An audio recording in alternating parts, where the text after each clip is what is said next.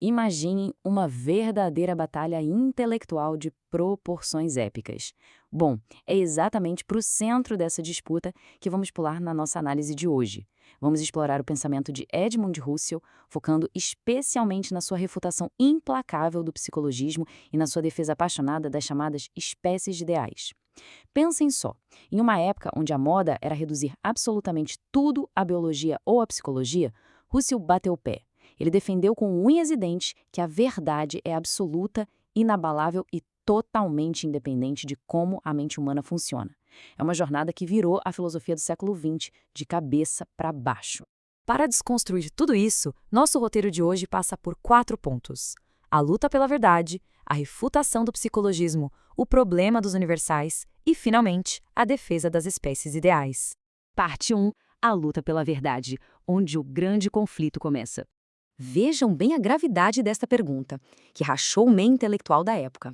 As leis da lógica são só descrições de como a espécie humana se acostumou a pensar ou são verdades absolutas? O que está em jogo aqui é gigantesco. Se a verdade for só uma peculiaridade biológica de como os nossos cérebros evoluíram, pensem bem. Uma afirmação como Deus existe poderia, em teoria, ser verdade para uma espécie e uma mentira completa para outra. Para o Russell, sem chance. Ele achava essa ideia um completo absurdo. E isso nos leva direto ao grande adversário de Husserl nessa história, o psicologismo. A lógica dessa galera era mais ou menos assim. Bom, se a lógica lida com o pensamento, e o pensamento é algo da mente, então a lógica é só um braço da psicologia. Faz sentido, né? Não para Husserl. Ele se opôs a isso com todas as forças. Ele argumentou que a lógica tinha que ser uma disciplina totalmente autônoma e pura. Ela é a base de todas as outras ciências, e não o contrário. Parte 2. Refutando o psicologismo. É aqui que a desconstrução de Husserl brilha de verdade. Husserl montou um ataque implacável em 3 frentes. Primeiro, as consequências empiristas. A psicologia é uma ciência de fatos, certo? E fatos só oferecem regularidades aproximadas. Se a lógica fosse empírica, leis rigorosas virariam só as suposições. Adeus à exatidão absoluta da matemática. Segundo, o relativismo cético. Aqui foi um verdadeiro golpe de mestre. Ele expôs um paradoxo fatal. Se a verdade depende de quem pensa, a natureza do mundo dependeria desses seres. Mas os seres são um produto do mundo. É um loop impossível. E terceiro, os preconceitos lógicos, que são basicamente uma confusão grotesca entre o ato de pensar e o conteúdo do que está sendo pensado. Para deixar esse último ponto muito claro, vamos usar a analogia do xadrez. O psicologismo estuda o ato psíquico. Imagina um jogador lá, suando, nervoso, pensando no próximo movimento. Isso é real, acontece no tempo, é puramente biológico. Mas a lógica?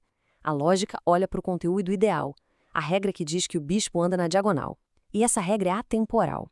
Ela é verdadeira com o jogador ansioso ou calmo, com o jogo rolando ou não. Husserl provou por A mais B que o psicologismo estava cegamente confundindo o cérebro biológico do jogador com as regras imutáveis do jogo. E para selar esse caixão, Husserl cravou esta frase que não deixa margem para dúvidas. Ele detestava atrelar a palavra verdade à preposição para. Não existe essa história de verdade para os humanos ou verdade para os marcianos. A verdade simplesmente não depende da biologia de ninguém. Ela é soberana, pura e absoluta. Parte 3. O problema dos universais. Com a psicologia fora do jogo, entramos no reino da lógica pura. Agora, o alvo principal de Husserl passa a ser o nominalismo.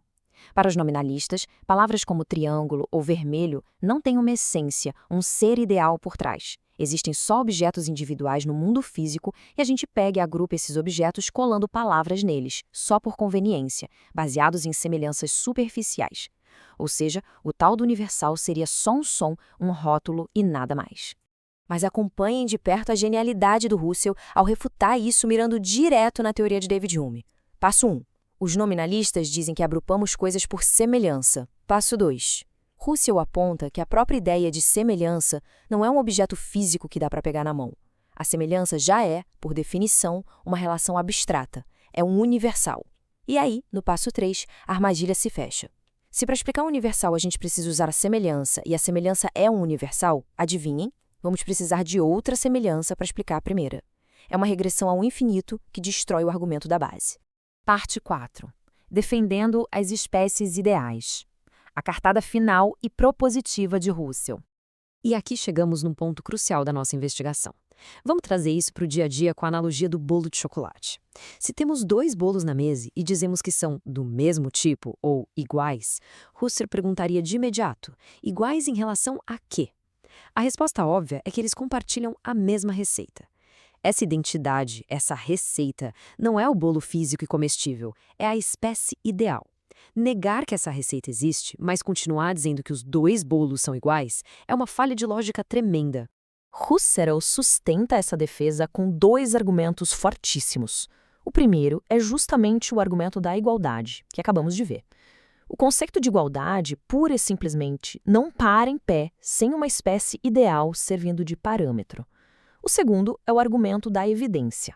Nós temos um conhecimento claríssimo e indiscutível sobre matemática. Por exemplo, sabemos com certeza absoluta que 3 é maior que 2. Se os números 3 e 2 fossem invenções malucas da nossa cabeça, puras ficções, nós não teríamos essa certeza exata sobre eles. Portanto, esse reino de realidades ideais para Husserl é inegável. Claro que em filosofia o debate nunca morre, né? A nossa análise é baseada no texto do Stagmüller, que faz uma avaliação super crítica do trabalho do Husserl. Ele aponta que Husserl cometeu o que chamamos de petição de princípio. Basicamente, Husserl já assumiu de largada como verdade aquilo que ele ainda precisava provar, de que todo predicado nomeia um objeto abstrato. Além disso, faltava uma verificabilidade intersubjetiva para esse método de intuir essências, o que sempre abre uma margem perigosa para especulações quase místicas. Porém, e isto é vital, o próprio Stagmüller reconhece o sucesso colossal de Husserl em pulverizar de vez o relativismo cético. Ele resgatou a confiança e a coragem da filosofia. O que nos deixa com esta provocação sensacional para fechar a nossa análise. Depois de separar de forma tão genial o ato biológico de pensar do conteúdo atemporal da verdade, pensem um minuto sobre isso. Se todas as mentes e toda a psicologia do universo desaparecessem de repente amanhã, as leis da lógica continuariam lá, intactas, pairando no silêncio?